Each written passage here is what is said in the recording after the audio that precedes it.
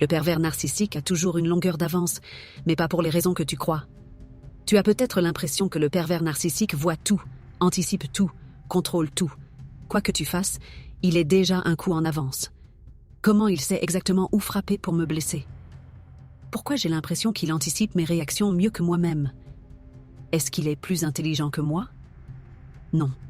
Ce n'est pas de l'intelligence, ce n'est pas un don, c'est de la manipulation pure et simple. Et une fois que tu comprends ses stratégies, il perd tout son pouvoir. Dès la première rencontre, il scanne tes forces, tes failles, tes blessures. Il sait exactement quoi dire pour que tu t'attaches à lui. Il capte tes insécurités et les garde en stock pour plus tard. C'est du calcul, pas de la magie. Il ne lit pas dans tes pensées, il lit dans tes réactions. Le pervers narcissique ne crée rien, il imite, il adapte, il manipule. Il alterne amour et rejet, compliments et critiques. Il crée de la confusion pour que tu ne saches plus sur quel pied danser. Il sait que plus tu es émotionnellement déstabilisé, plus il peut te contrôler. C'est un jeu de pouvoir, pas une preuve d'intelligence. C'est une tactique, pas une supériorité. Il ne gagne pas parce qu'il est plus malin. Il gagne parce que tu ne connais pas encore les règles du jeu. Il te pousse à bout, puis joue l'innocent. Il inverse les rôles pour te faire porter la responsabilité.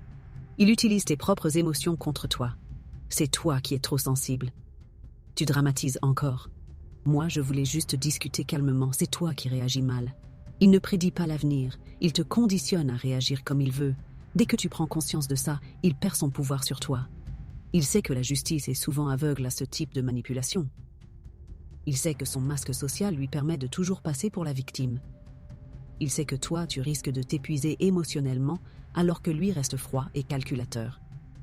Ce n'est pas qu'il est plus intelligent, c'est juste qu'il joue un jeu où toi, tu penses encore qu'il y a des règles. Mais une fois que tu comprends comment il fonctionne, tu peux changer de stratégie. Mes conseils: 1. Garde ton calme, même quand il te provoque. 2. Ne cherche plus à le convaincre de quoi que ce soit. 3. Anticipe ses coups, mais sans entrer dans son jeu. Une fois que tu connais son jeu, tu peux décider de ne plus jouer.